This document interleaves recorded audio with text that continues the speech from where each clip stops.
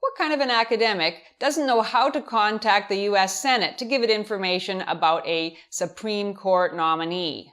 Well, the kind that teaches at Palo Alto University in California, and that's my subject on today's Fiamingo File.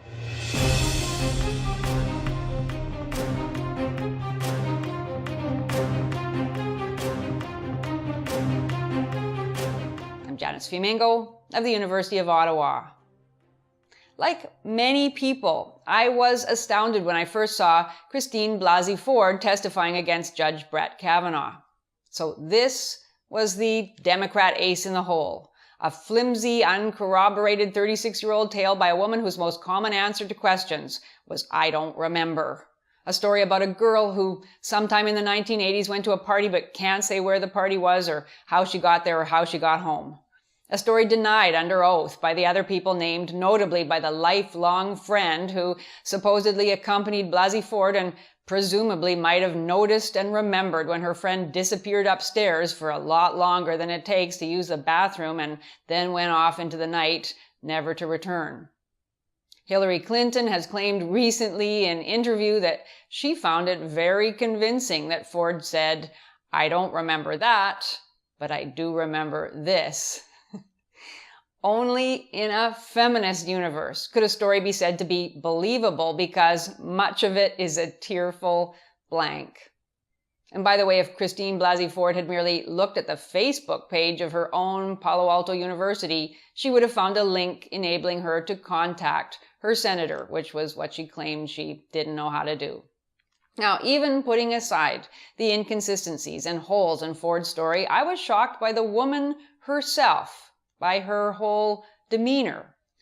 This is a professional career woman with that little girl croaky voice and poor me face and the trembly "I'm gonna cry at any moment" narration, supposedly because of the trauma of reading out a prepared script about something discussed in therapy and rehearsed dozens, if not hundreds of times with the legal team and other advisors, a trauma that required putting 2 doors on a big costly house.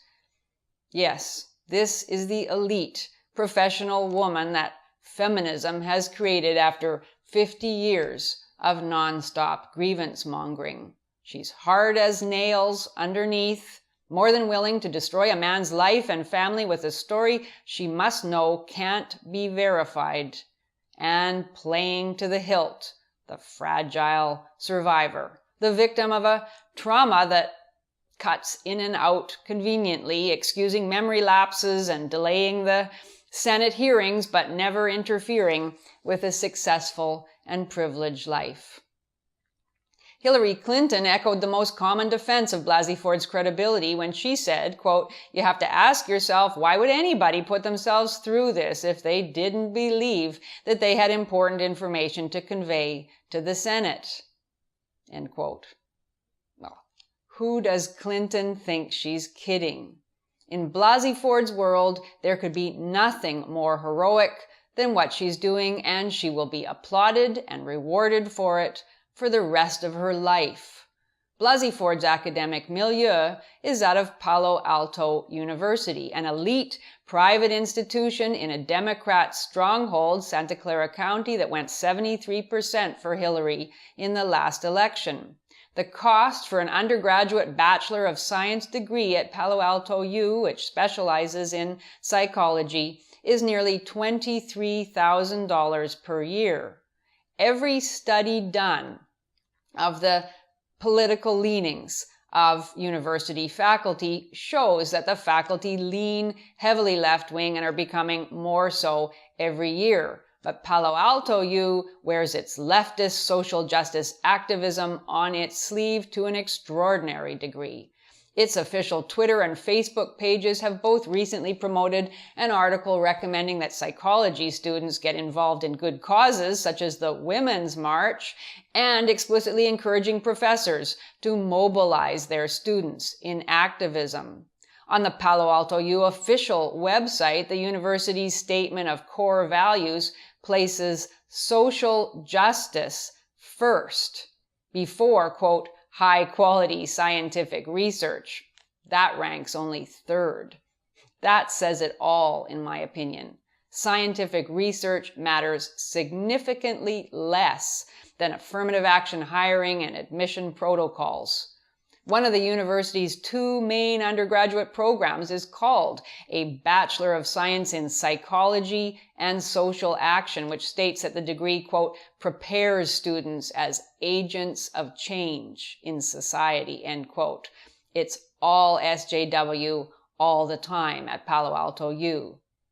The demographics of the school show the extraordinary dominance of women numerically and otherwise. The professoriate is 66.7% female and only 33.3% male, and the gender breakdown among students is even more female-centered, with a whopping 79% of the student body being female, only 21% male. So that's 4 out of 5 students who are women at a school still stressing female empowerment and programs to support women. The university has a Women's Health Alliance, which is a student association to promote clinical awareness of women's mental health issues. It has no health alliance for men.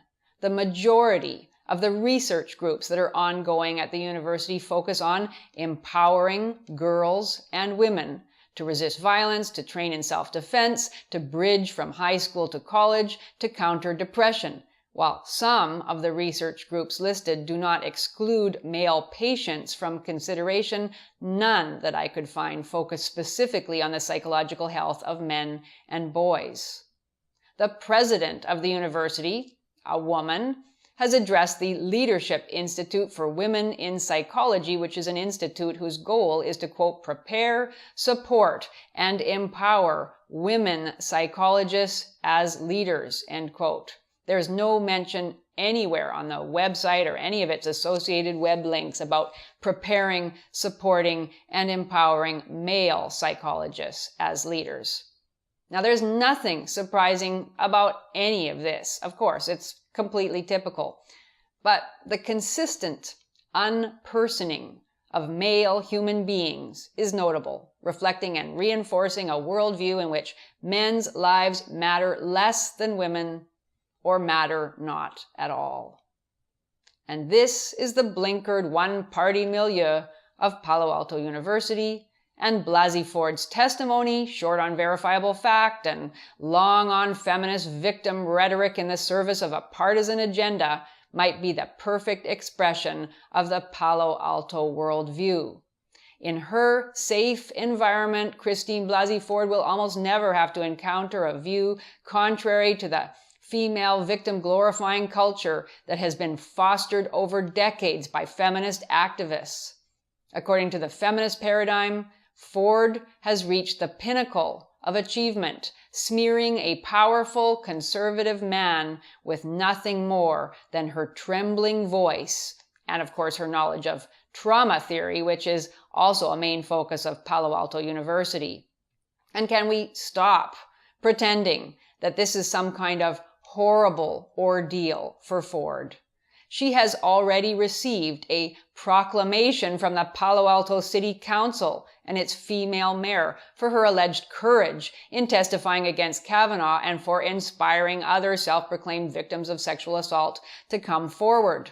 Members of her neighborhood have rallied around her, lining the street in front of her house to, quote, protect her, supposedly from the now obligatory death threats it is claimed she is receiving.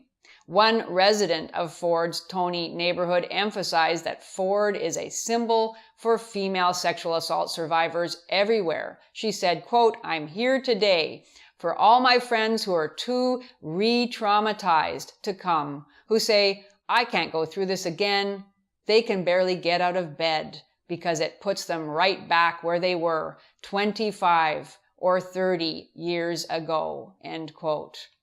According to a real estate website I consulted, the median price of a home in Palo Alto is $3,750,000. So I can imagine that if I lived in such a home, I might not want to get out of bed either. It must be nice to just lie there and enjoy the view.